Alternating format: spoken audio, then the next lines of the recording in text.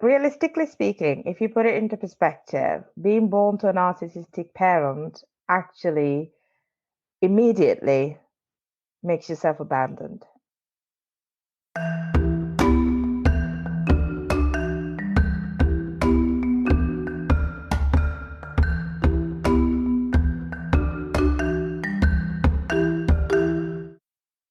Hello and welcome to Self Talk.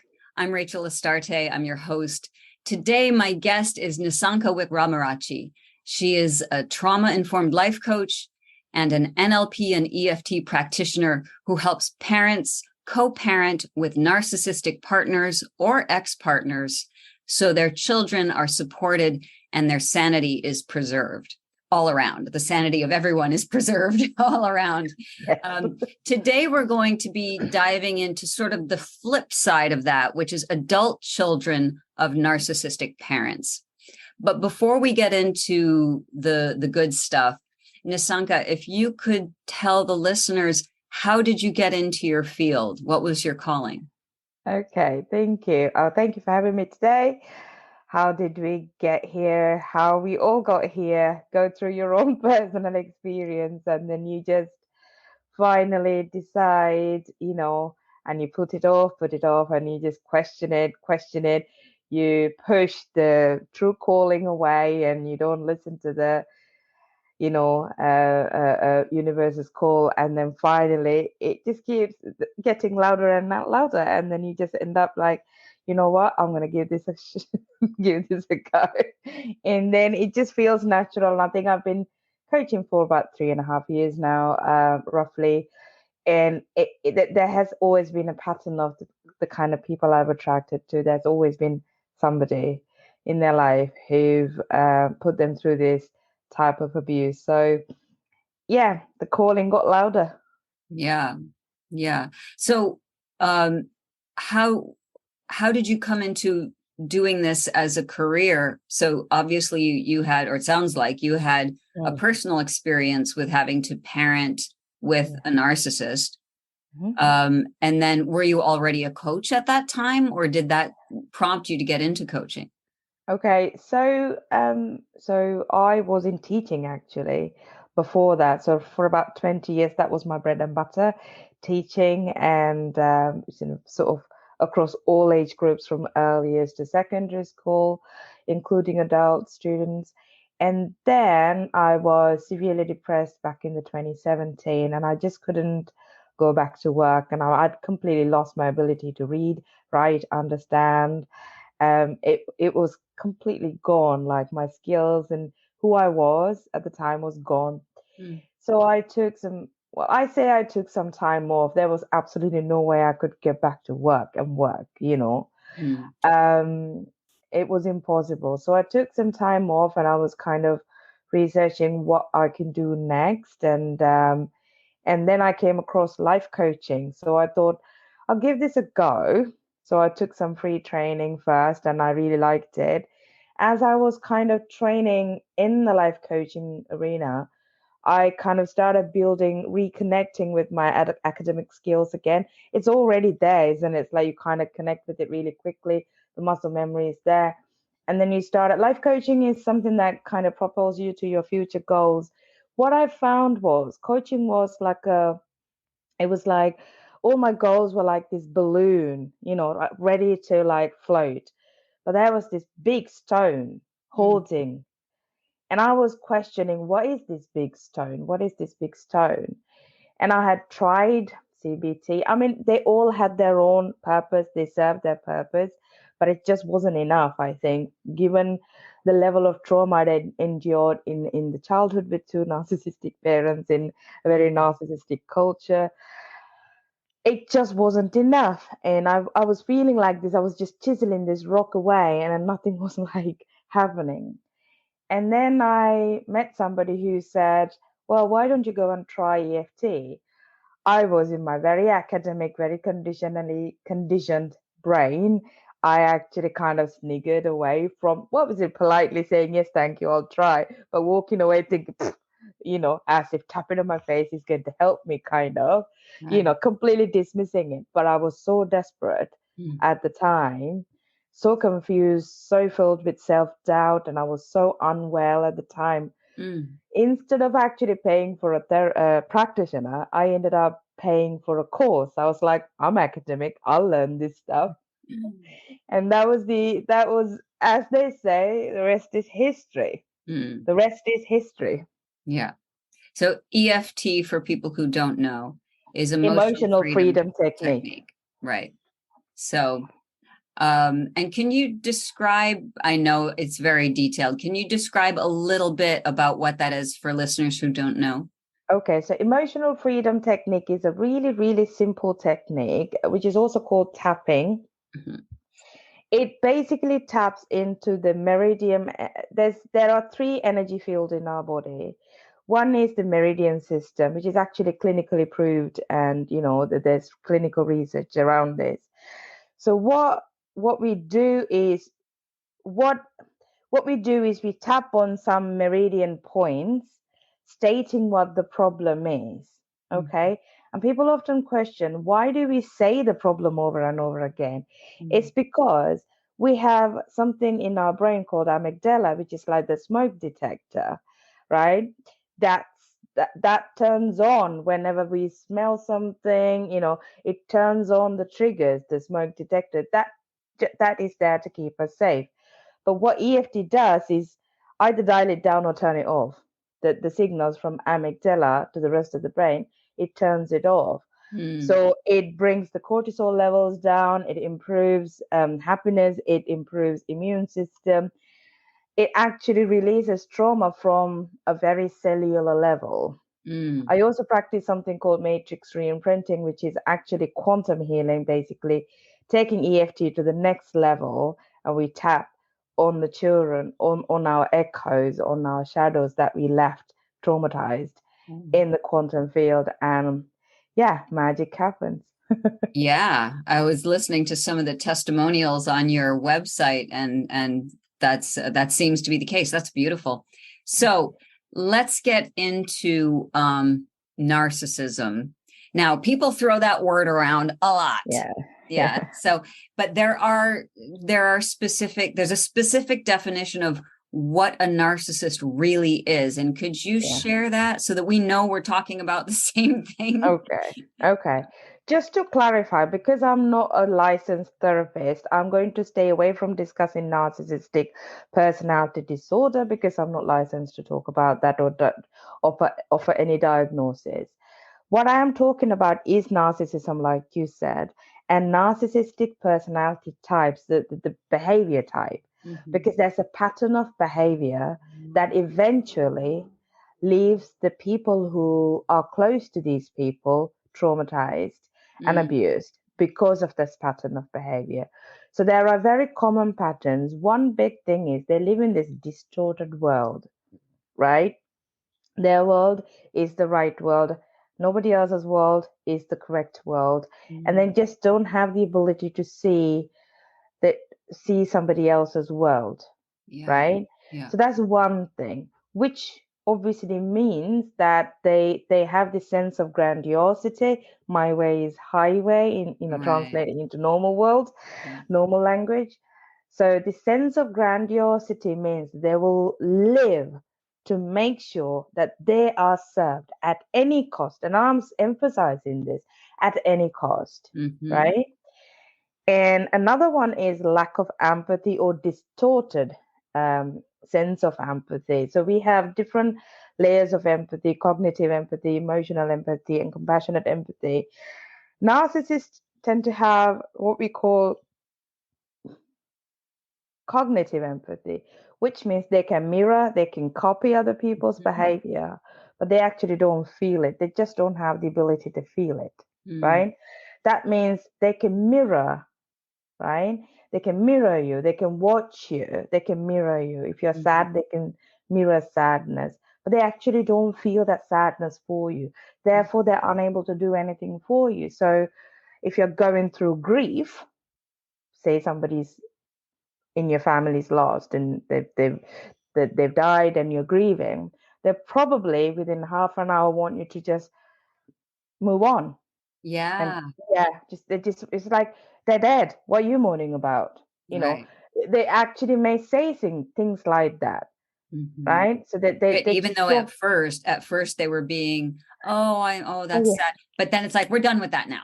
Yeah. we're done with that now. Let's just Uh-huh. move on. Okay. Okay.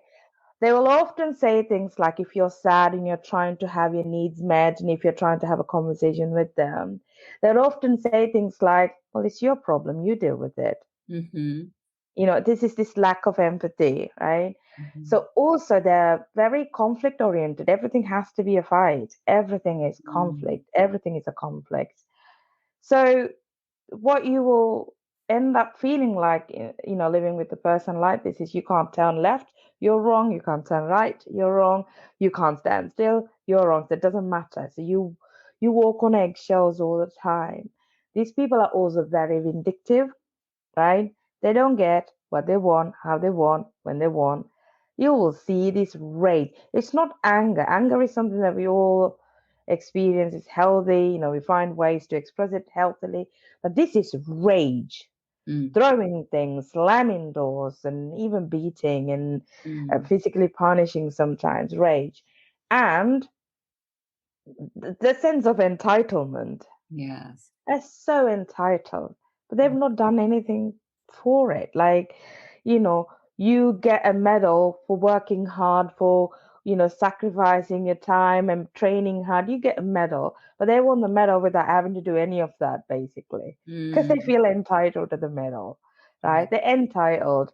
And another thing is that they're victims, right? Constantly. Yeah. And they can carry on hurting others, abusing others.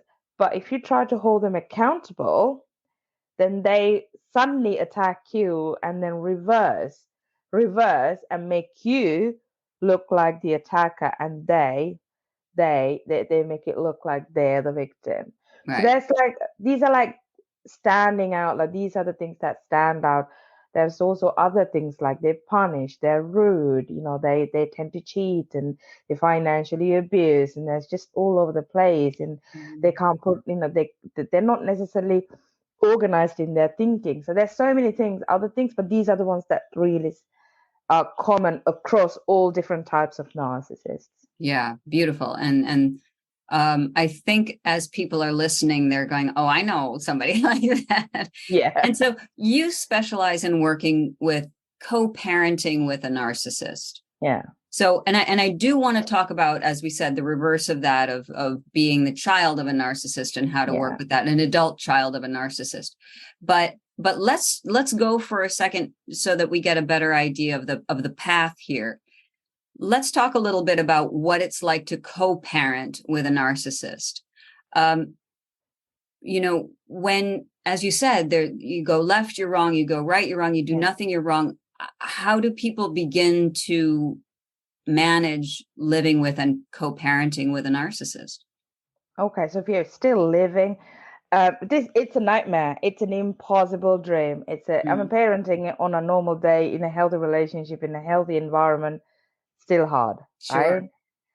But this one is like it's like climbing a mountain while there's an active avalanche, because you're climbing something and there's like this avalanche of snow or whatever is just coming down. It's Mm-hmm. constant conflict. There are ways to manage. The one thing is to learn how not to get baited by them. So Mm. they'll bait you all the time. They'll bait you.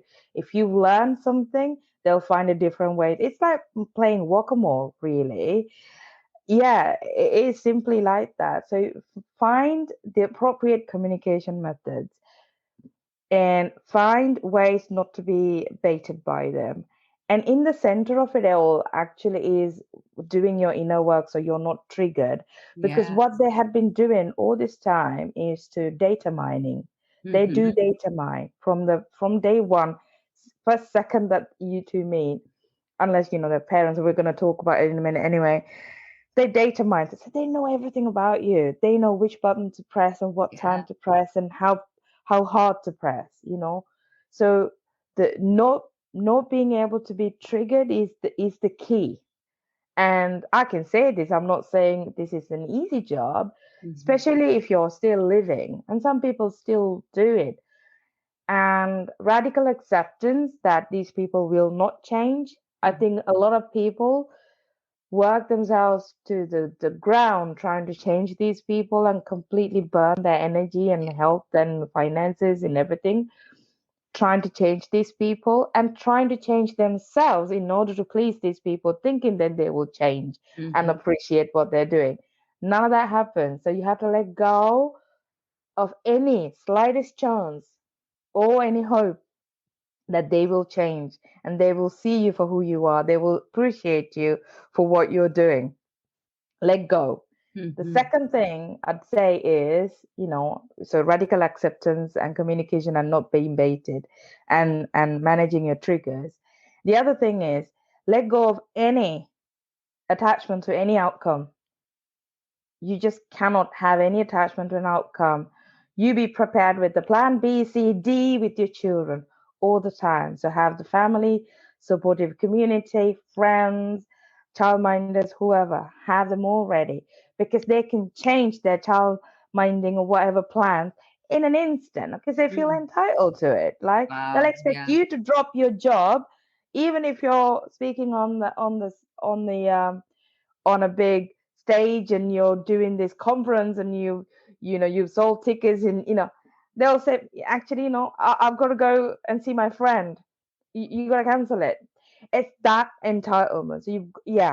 So there's no consideration for your dreams, your life, whatsoever. You just got to have plan B, C, D for you. And just doing the inner work, connect with your children so much. So much so, unconditional love for your children and constantly engage in ungaslighting your children because they gaslight your children like nothing, honestly. So constantly like ungaslight your children and that way you can. And there are other practical things. I don't know time-wise how much we were allowed. Okay. So that's three really, beautiful things to keep in mind. Let go of trying to change them, let go of attachment to outcome and talk to your children, ungaslight them. I've never heard that. I love that. Just put the fires out. Okay. So keeping open communication. Yeah. Right. And that's true. Some of these partners may be ex-partners and they don't live in the house. Yeah. So what would you say is an important step in keeping your sanity as you're doing all of these things? How can you take care of yourself?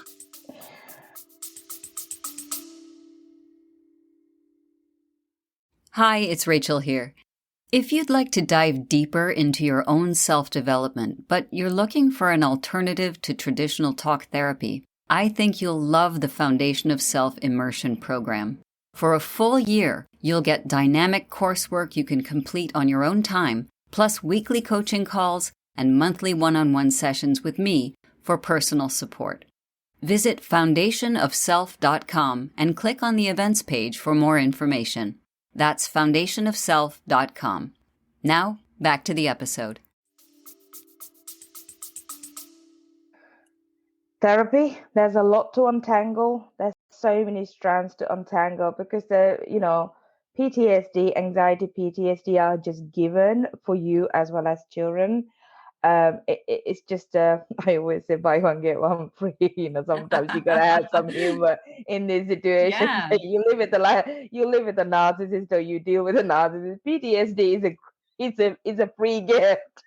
Yeah. So you need to have you need to have that space, whether it's therapy or whether it's coaches, but work with somebody who understands the landscape of narcissism because a lot of people get gaslighted again in the coaching and the therapy process where they're being told reconcile or reconnect or do something, go on a retreat together. I mean, been there, done it myself. And the traditional approaches in terms of what you get for relationship advisors, they don't apply. You really got to look after yourself, and also you've got to have kind of a plan. It's very difficult to make some time for you because they won't let you have your time because it's all controlled. Everything is controlled. So I'm saying this with some caution, but obviously listen with caution. And it's okay to occasionally lie to these people and actually get some time for yourself. So if you're Mhm. going away for work or something, stay over one more night, go Mhm. to a friend and just say, friend is struggling, but actually you're going there for you. So, if it's that bad, then have some time for like respite and get some break from all these situations, and then get some help for your children as well. But if you're financially, capable, then get help around the house as well. And you don't have to do it when the narcissist is around. Just do it when they're not around, he or she is not around. Make sure you preserve your energy as much as you can so that you can be loving to your children. So wherever possible, cut the corners, order a meal if that's the case, have a Mhm. takeaway if that's the case, get someone else, get your family members to cook if they're around. And if you're single parenting, I mean, none of these things may not apply. um find ways to have some respite. That means if you want to go on benefits and take a little bit of a break, don't feel bad about it. These are there to help you. Mhm. um Ask for help. Asking for help is number one. You cannot do this alone. Mhm. Yeah, Yeah. beautiful. Um, so let's switch gears a little bit into the adult children of narcissistic parents. Would those steps be sort of the same? Um, because we're dealing with a different dynamic, right? But Yeah. I know, having spoken to my own clients who have narcissistic parents, and believe it or not, there are a lot of them, you know, um, that everything you said, like let go of the need to change them, um, and let go of the attachment to outcome, and maybe not stay connected to your children or ungaslight them, but to your inner child, Yeah. so what is there any advice that's different for adult children of narcissists? So now let me give you a scenario. So let's say you have a mother who calls you all day long, and you want to say, you know what, I'm at work or whatever, and I really need to I'm not going to be able to answer your call. And then it's like, you're not there for me. You don't respect how much I've sacrificed for you. You're ungrateful. That's just one example. So how might somebody deal with that? Okay. So I forgot to mention one thing earlier. That is the Hmm. boundaries. And thank you for bringing that Yes, boundaries in. are Actually, the huge with boundaries are narcissists. huge. Yeah. And boundaries are for you, and the narcissist will never, ever respect your boundaries. So always remember that they're not gonna, you're not gonna go and speak to them about, look, this is my boundary, and I want you to respect that. And they're gonna just nigger and laugh at you, are gonna insult you. They won't respect your boundaries. But stay firmly within your boundaries. So if you, in that scenario, if you're at work, you don't want to be disturbed, don't answer the phone. That's your boundary because you don't want to be disturbed. And accept that they are going to then manipulate you, guilt trip you, and try not to personalize it. And that's why it's so important to have done the inner work, because when you do the inner work, you begin to understand more and more it's not me, it's them. So you're not Mm-hmm. going to be guilt tripped into doing things. You're not going to be manipulated into things, doing things that you don't want to. Stay firm within your boundaries. Like, I still have contact with my parents, my mom, but I only call when I know I have the space to call. Right. And keep conversations very shallow. You cannot talk about your emotions because they turn it into their emotions, you Mm-hmm. know. So keep conversations. Oh, it's sunny today. Well, I had a lasagna last night. I'm going to a party tomorrow. So keep it really, really shallow, because everything, all the good things that you share, they will undermine you, right? They'll turn that into, I know it's because I I was the best parent in the world. That's why you got your promotions. It's like no connection to what Right. you've done whatsoever, but they will do that. They will steal it away from you. So Mm-hmm. don't share anything, Mm-hmm. keep the conversation is very shallow and boundaries firm. Yeah, that's great advice. And so I'm going to take it a step further. And I know we might be treading into therapy territory. So, but you and I could probably handle this. One of the issues that comes up with, okay, so I just don't answer the phone, or okay, I'm not going to share part of my life, is the backlash that you were talking about. They're going to lash out. They're going to say, why are you shutting me out? You're being weird. The dynamic will change between you and the parent. Yeah. And so I 100% agree. The boundaries are necessary, and keeping them firm are necessary. Doing your inner work so that you are not personalizing their lashing out. What might be your advice to managing that feeling of the biggest fear all children have is being abandoned by their parents? Yeah. That's what's going on. And when we talk about partners who are narcissistic, that's really a reflection of this. Yes, it's absolutely. The ultimate abandonment of the person that I need. First, it's a parent. Then, of course, we project that onto our partner. In fact, I would submit that a lot of people in narcissistic relationships had narcissistic parents. There's this desire to heal that wound. Yeah. So in a situation where we're dealing with abandonment, maybe my mom is never going to talk to me again. Now that might immediately sound fantastic, but realistically, there's the inner child that feels very frightened of that. Is there some way that you would think, and it doesn't have to be, clinical. It can be just, what does your heart tell you? Grief. Realistically speaking, if you put it into perspective, being born to a narcissistic parent actually immediately makes yourself abandoned. Yeah. That is the reality. That's the reality is we have somehow in our head, because of survival, lean on to them, right? But we'd been abandoned from day one. From the moment we were born, our needs were abandoned. Their needs were a priority. Yes, maybe there were basic needs like, the shelter, the food, school. They were all done, and maybe successfully done as well. Like you might have been sent to private school, and you might have been, they might have bought you a house, So these things were done.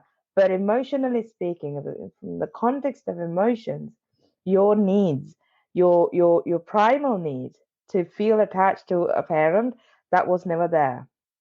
So what you're really abandoning as an adult child is a story that you'd been telling yourself from a young age. A story that you have these parents, a story that these parents loved me. That's the bit that you will be abandoning. Actually, you've been, like I said, abandoned from day one. So with that comes enormous amount of grief, rumination. Grief is a big part of narcissistic abuse, right? Because when we lose somebody to death or anything else, and if we've had shared really good times, there are moments to cherish. With a narcissistic parent, as an adult child, you don't have these moments to cherish. You don't. You really don't. What you remember is disappointment. What you remember is being abandoned in situations. What you remember is belittling, dehumanizing, and manipulation. These are the things. That's a deep level of grief that takes years. And I wish I could say you can do a ritual and then you can let it go. But unfortunately, you can't. There's years and years of work, to do in terms of grief, unfortunately. Yes. And thank you for saying that, because people avoid grieving. It's not fun. It's not pleasant, but it is the portal out of this to finally accept that I didn't get the love and attention and care that I needed. And I'm upset about that. You do grieve it as a death, but it gives you the freedom to be able to step into yourself. And if you have children, you're saving them a tremendous amount of pain because you've done the inner work. Is that my understanding? That's kind of no, that's absolutely right. You're spot on. You've got to get intimate with grief. And there is something, and I always say there's something beautiful. There's always something beautiful comes out of dealing with processing with grief. It's not fun going through it, and there's a ton of tears, anger, sadness. There's so many complex emotions. And there's also this constant need to have this need fulfilled by somebody else, which is why we end up looking for saviors when we grow up, and we never attract the saviors. We end up attracting either our mom or dad in a different body. You know, it could be a colleague, it could be a friend, it could be a partner, you know, it could be a boss, anybody.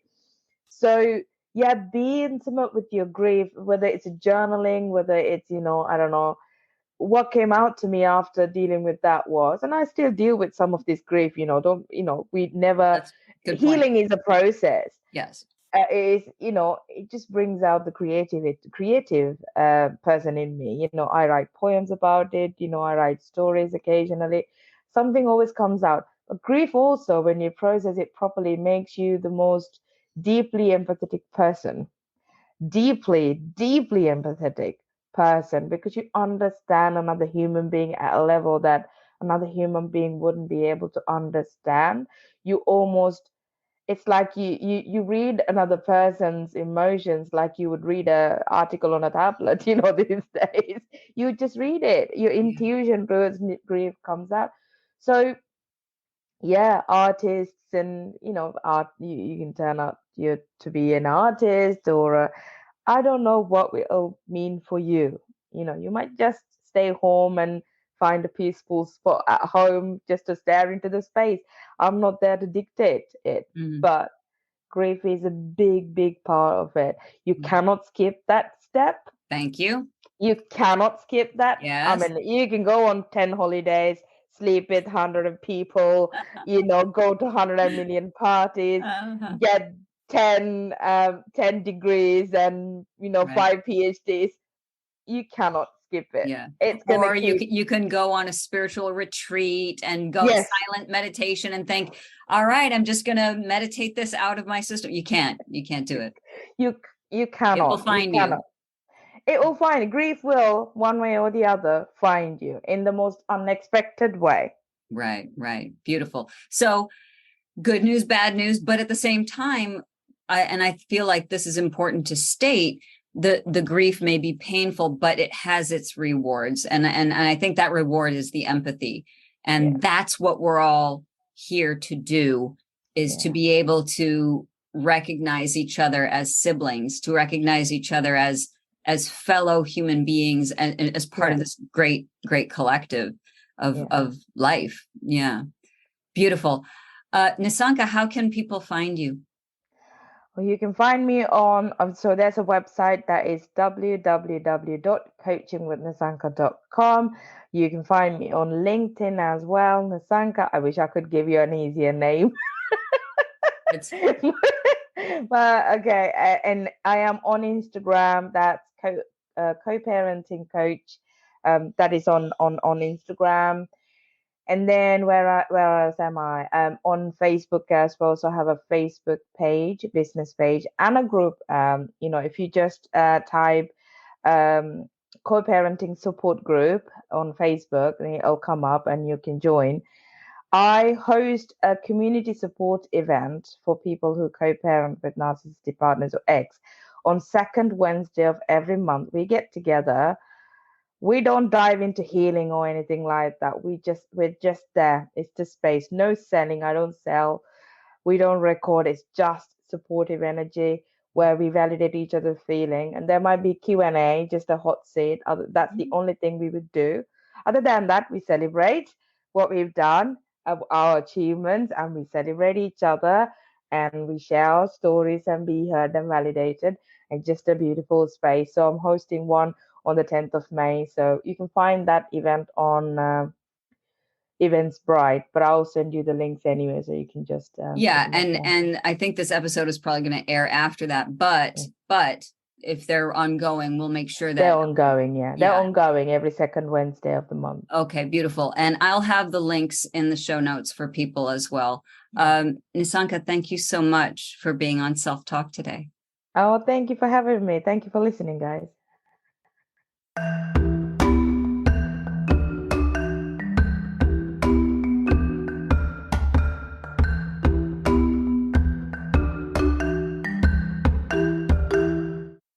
Hi, this is Rachel Astarte from the Self Talk podcast. I'd love for you to send me your emails with questions or stories about yourself. What are you looking for? What are your questions? What are you grappling with in your own personal life that has to do with your identity, with yourself, with your very existence? These are the things that we're going to talk about during the podcast. And go ahead. It's all right. Get deep. I can handle it. So send them to Rachel@selftalkpodcast.com. And I'll see you on the next episode.